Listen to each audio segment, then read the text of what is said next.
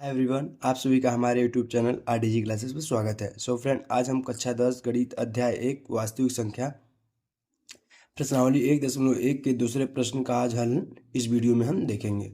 So friend, दूसरे प्रश्न को हम पढ़ लेते हैं, देखते हैं क्या कहता है। दूसरे प्रश्न में कह रहा है फ्रेंड्स कि पूर्णांकों के निम्नलिखित युग्मों का के एचसीएफ और एलसीएम ज्ञात कीजिए तथा इसकी जांच कीजिए कि दो संख्याओं का गुणनफल बराबर होता है एचसीएफ गुणे एलसीएम के।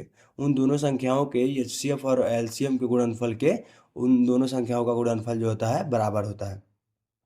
सो फ्रेंड, इसमें हमें एचसीएफ और एलसीएम की जानकारी होनी चाहिए। यदि आपको एचसीएफ और एलसीएम की जानकारी नहीं है तो इसकी हमने वीडियो बना दिया है। इस वीडियो का लिंक हम इस वीडियो के डिस्क्रिप्शन में दे देंगे, आप जाकर उसको देख लीजिएगा।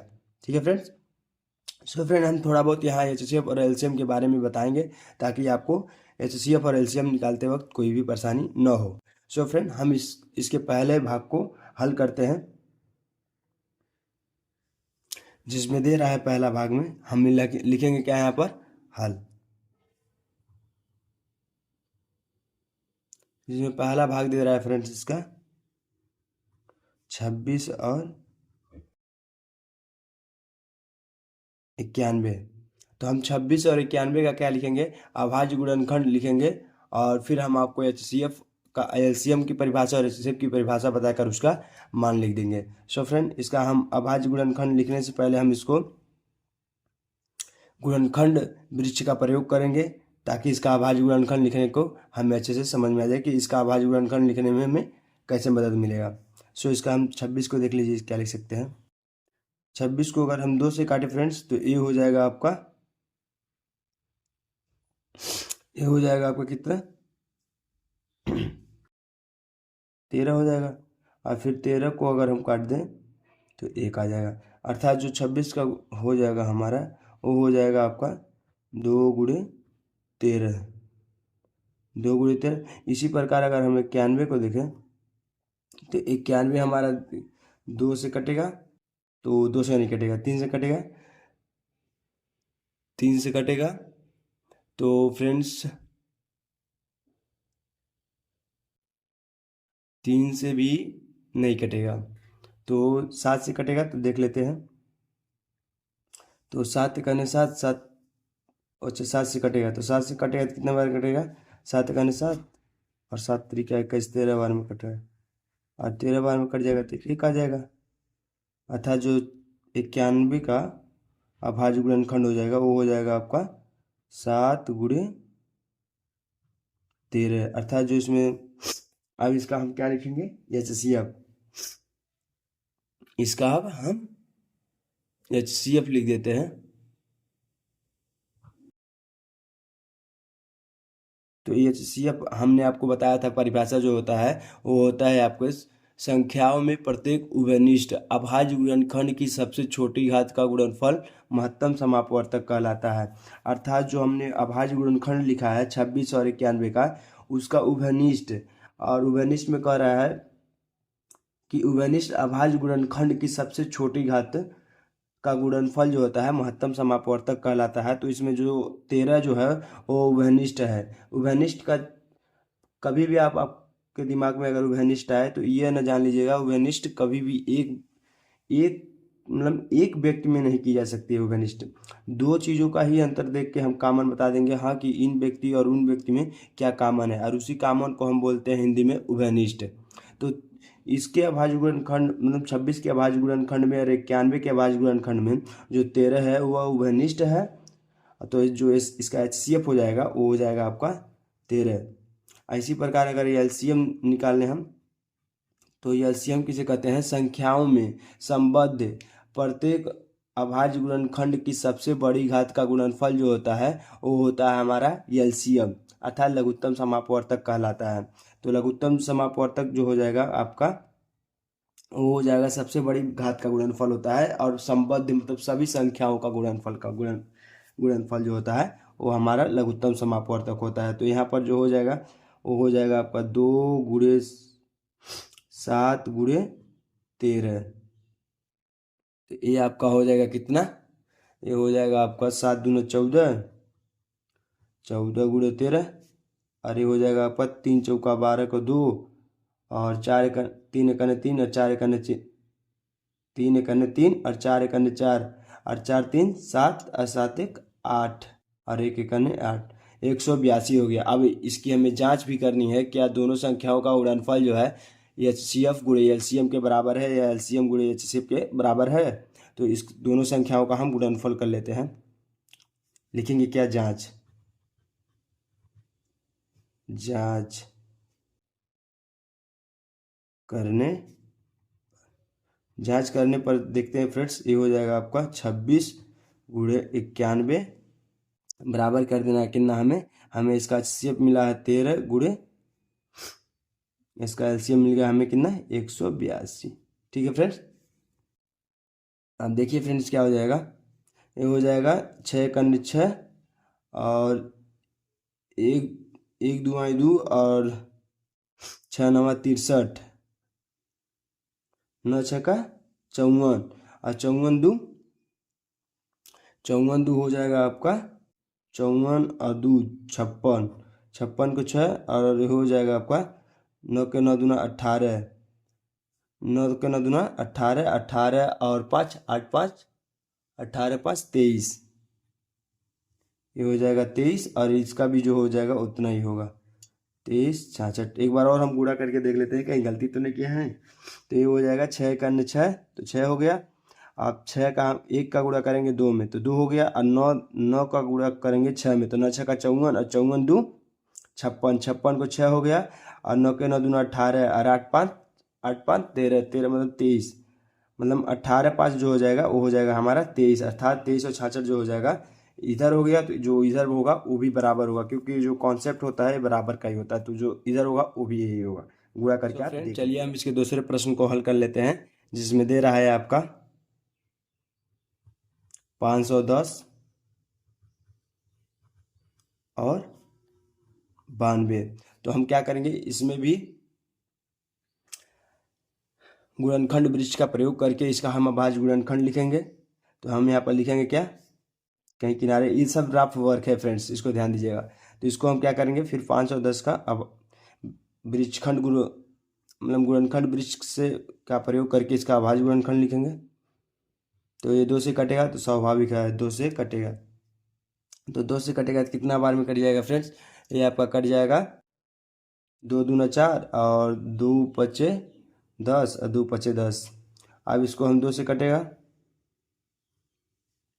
2 से कटेगा तो 2 से नहीं कटेगा, क्योंकि इसके लास्ट जो डिजिट है वो 5 आ रहा है। अगर हम 3 से चेक करें तो 3 से चेक करने की क्या तरकीब होती है कि इन संख्याओं को जोड़ें और जो संख्या प्राप्त हो रही है अगर वो 3 से कट रही है तो ये संपूर्ण संख्या 3 से कटेगी।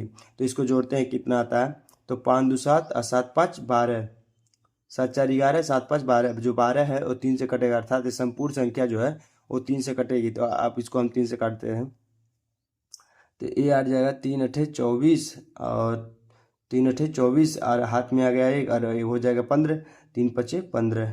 अब फिर 3 से कटेगा तो 8 5 13, अब 13 आ रहा है, अर्थात ये 3 से नहीं कटेगा, क्योंकि 13 जो है 3 से नहीं कटता है, तो जो 85 होगा ये 3 से नहीं कटेगा। अब इसको हम काटेंगे किससे, 5 से। तो 5 से काटेंगे तो कितना आ जाएगा, 5 से काटेंगे तो 5 करने 5, 5 करने 5 और ये आ जाएगा आपका 3 हासिल, तो ये हो जाएगा 35 और तो 5 सत्ते 35, 17 बार में कट जा रहा है।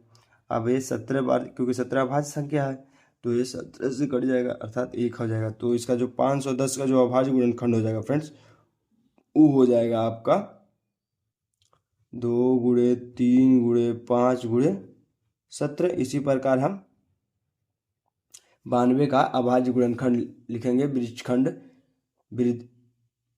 गुणनखंड वृक्ष के प्रयोग से। तो हम लिखेंगे इधर क्या, 92, 92 2 से कटेगा तो हाँ 2 से कटेगा, तो ये कितना आ जाएगा, ये आ जाएगा आपका कितना बार में कट जाएगा, तो 2 चौका 8, 2 चौका 8 और 12 हो गया, तो 2 चौका 12। फिर इसको 2 से काटते हैं, देखते हैं कितना आता है। तो 2 से काटेंगे तो 2 दूना 4, 2 3 6 23 आ गया। अब 23 जो है अभाज्य संख्या है, तो ये 23 से कटेगा, तो ये आ गया आपका 23। ठीक है फ्रेंड। अभी इसका हम लिख देते हैं अभाज्य गुणनखंड। तो ये हो जाएगा 2 गुणे 2 गुणे 23।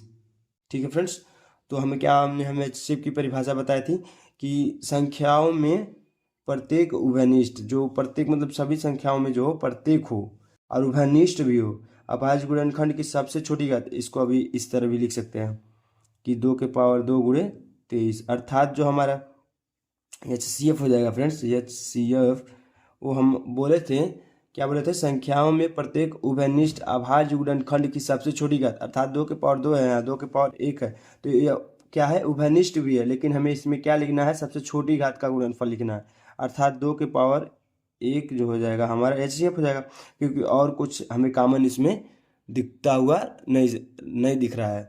सो हमारा HCF जो हो जाएगा ये 2 हो जाएगा, और यहाँ से LCM हम निकाल लेते हैं।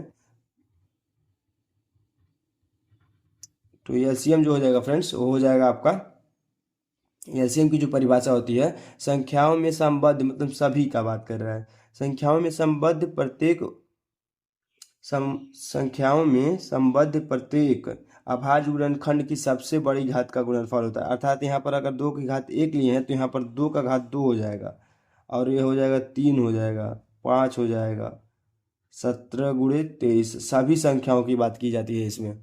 तो ये हो जाएगा आपका कितना, 2 दूना 4, 4 तिहाई 12, 12 पचे 60, 2 के पावर 2 हो जाएगा 4, 4 तिहाई 12, 12 पचे 60, ये हो गया 60। अब इसका हम गुणा कर लेते हैं कि इसका गुणा कितना आता है। तो इसका जो गुणा हो जाएगा फ्रेंड्स, वो हो जाएगा आपका 7 त्रिका 21, और हो जाएगा आपका कितना, 7 त्रिका 21, हाथ में अगल 2, और ये हो जाएगा 3 3 एकने 3, और 7 के 7 गुना 14, और 14 3 हो जाएगा आपका कितना, 14 और 3, 14 3, फिर से करते हैं फ्रेंड, देखिएगा कितना हो जाएगा। ये आपका हो जाएगा 7 त्रिका 21, 21 को 1, और ये हो जाएगा आपका किनारे वाला किनारे से होता है तो 3 एकने 3 हो जाएगा, और ये हो जाएगा 7 के 7 दूना 14, और 14 3, 14 3 17, और 17 2 19, 19 को हो जाएगा 9, और ये हो जाएगा 2 एकने 2, 2 एकने 2, और हासिल आया था 1, अर्थात हो जाएगा 391। ठीक है फ्रेंड, अब इसका हम गुणा जब करेंगे तो देखिए कितना हो जाएगा, ये हमारा LCM है फ्रेंड्स। तो LCM जो हो जाएगा ये तो 0 हो ही जाएगा, और 6 एकने 6, 6 नवा 54, 54 को 4, हाथ में आयल 5, और 6 त्रिका 18, 18 5 23, 18 5 23, जो इसका LCM हो गया फ्रेंड्स, इतना हो गया। सो इसका हम अब लिखते हैं, जांच करने पर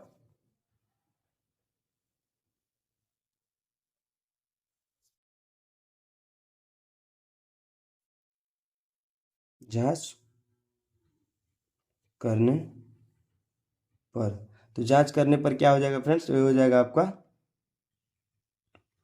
510 गुणे 92 बराबर हो जाएगा क्या आपका HCF गुणे LCM।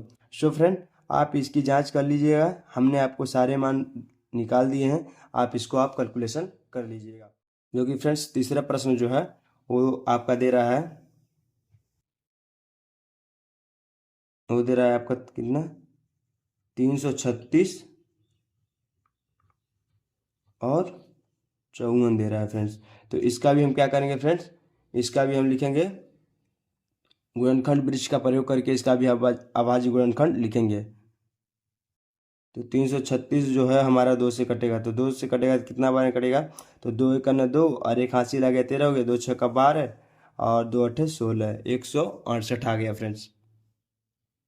ठीक है फ्रेंड, अब इसको हम काटेंगे कितना से, इसको भी हम 2 से ही काटेंगे, तो 2 से काटेंगे तो ये कितना हो जाएगा, 2 8 16, 2 9 18, 2 8 16, 2 8 16, 2 चौका 8 हो गया, 2 8 16, 2 चौका 8, फिर 2 से कटेगा, तो 2 से काटेंगे तो ये कितना हो जाएगा फ्रेंड्स, इसको ध्यान दीजिए, 2 दूना 4, 2 चौका 8, 2 दूना 4, 42 हो गया, फिर 2 से काटते हैं तो 2 दूना 4, 2 एकने 2, 21 हो गया। अब ये जो है 2 से नहीं कटेगा क्योंकि लास्ट डिजिट जो है इसका 1 है, तो अब ये 3 से कटेगा, क्योंकि इसको जोड़ने पर जो संख्या प्राप्त हो रही है वो 3 से कट रही है, 2 1 3, 3 जो है 3 से कट जाएगा। तो इसको हम 3 से काटेंगे तो ये हो जाएगा 3 सत्ते 21। अभी इसको हम 7 से काट देंगे तो ये आ जाएगा हमारा 1। इसका हमने अभाज्य गुणनखंड लिख लेते हैं कितना आता है। तो इसका जो अभाज्य गुणनखंड हो जाएगा 2 गुणे 2 गुणे 2 गुणे 2 अर्थात 4 बार 2 है, 1 2 3 4, 4 बार 2 है और 2 एक बार 3 है और एक बार 7 है। तो इसको और किस तरह लिख सकते हैं, इसको लिख सकते हैं 2 के पावर 4, 1 2 3 4 गुणे 3 गुणे 7। सो फ्रेंड इतना हो गया। अब हम क्या करेंगे फ्रेंड्स कि 54 का अभाज्य गुणनखंड लिखेंगे किसके प्रयोग से, गुणनखंड वृक्ष के प्रयोग से। इसको हम लिख देते हैं 54। अब इसको हम 2 से काटेंगे तो 2 से काटेंगे तो कितना बार में कटेगा, 2 दूना 4 2 सत्ते 14 27 आ गया। अब इसको हम कितना बार में काटेंगे, 3 बार में काटेंगे क्योंकि 27 2 से नहीं कटेगा। तो 3 बार में काटेंगे तो ये हो जाएगा आपका कितना, ये हो जाएगा आपका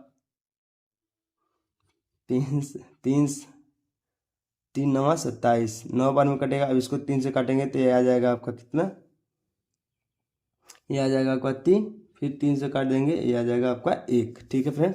तो जो आपका 54 का अभाज्य गुणनखंड हो जाएगा वो हो जाएगा आपका 2 गुणे 3 गुणे 3 गुणे 3। इसको हम क्या लिख सकते हैं, 2 गुणे 3 के पावर 3। ठीक है फ्रेंड्स।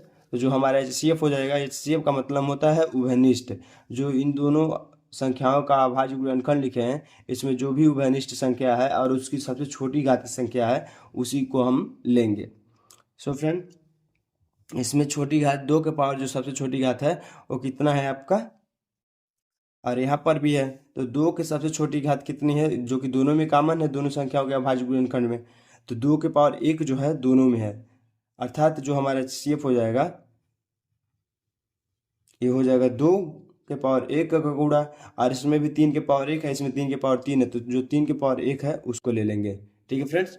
तो जो हमारा यहाँ से HCF हो जाएगा वो 2 3 6 6 जो हो जाएगा हमारा HCF हो जाएगा। इसी प्रकार अगर हम LCM लिखे फ्रेंड्स तो जो LCM हो जाएगा वो हो जाएगा हमारा कि संख्याओं में संबद्ध प्रत्येक अभाज्य गुणनखंड की सबसे बड़ी घात का गुणनफल जो होता है हमारा लघुत्तम समापवर्तक कहलाता है। तो जो 2 के पावर जो 4 हो जाएगा वो हो जाएगा। अब 3 के पावर यहाँ पर 3 दिया हुआ है तो 3 के पावर 1 को हम क्या कर देंगे, छोड़ देंगे, 3 के पावर हम 3 को ले लेंगे क्योंकि सबसे सबसे बड़ी घात का जो गुणनफल होता है वो लघुत्तम समापवर्तक कहलाता है। तो 3 के पावर 3 हो गया और ये हो जाएगा आपका 7। ठीक है फ्रेंड्स। तो ये जब 2 के पावर 4 को लिखेंगे तो ये हो जाएगा कि 2 दूना 4 4 दूना 8 8 दूना 16 2 दूना, इसको हम लिख लेते हैं यहाँ पर 2 या ऊपर दिया हुआ है तो इसको देखते हैं 2 दूना 4 4 दूना 8 8 दूना 16। तो ये हो जाएगा आपका 16 गुणे 3, 3 के पावर 3 है तो ये हो जाएगा आपका 27 गुणे 7। ठीक है फ्रेंड्स। ये हो जाएगा कितना आपका 16 27 गुणे 7 जो हो जाएगा आपका कितना होगा, इसको हम करते हैं। देखिए तो इसको अगर हम 7 का गुणा 6 में करें तो 7 6 का 42, 42 को 2, अब हो जाएगा 7 का 7 और 6 दूना 12, 12 7 हो जाएगा 19, और 19 4 जो हो जाएगा वो हो जाएगा आपका 23, 23 को 3 हाथ में आ गया आपका 1 और 2 1 2 2 2 4। ठीक है फ्रेंड्स। अर्थात 432 गुणे 7, इन दोनों संख्याओं का गुणा किए हैं तो 432 आ गया। आप 7 से इसमें गुणा कर देते हैं, देखते हैं कितना आता है। तो 7 के 7 दूना 14 को 4, 7 3 का 21, 7 के 7 दूना 14 को 4 हो गया, 7 और 7 3 का 21, 21 1 22 हो गया, 7 7 चौका 28, 28 2 30। ठीक है फ्रेंड्स। तो इतना आ गया। अब इसका हमें जांच करना है। जांच क्या करना है, लिखते हैं जांच करने पर। तो जांच में हम कर देते हैं इसको। तो जो इसका हो जाएगा HCF गुणे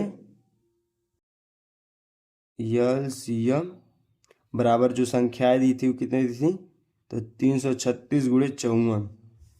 ठीक है फ्रेंड्स।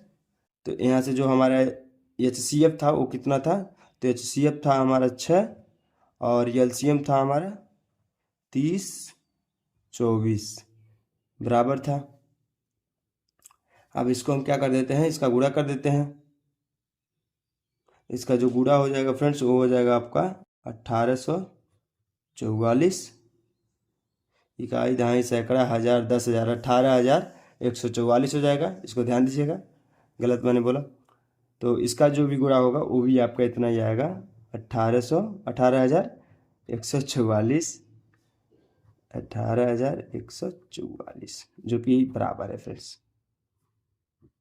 सो फ्रेंड, इस वीडियो को देखने के लिए बहुत बहुत धन्यवाद। यदि आपने प्रश्नावली 1.1 के पहले प्रश्न का हल नहीं देखा है तो उस वीडियो का भी लिंक इस वीडियो में दे देंगे, सो उससे भी आप जाकर देख लीजिएगा। बहुत बहुत धन्यवाद।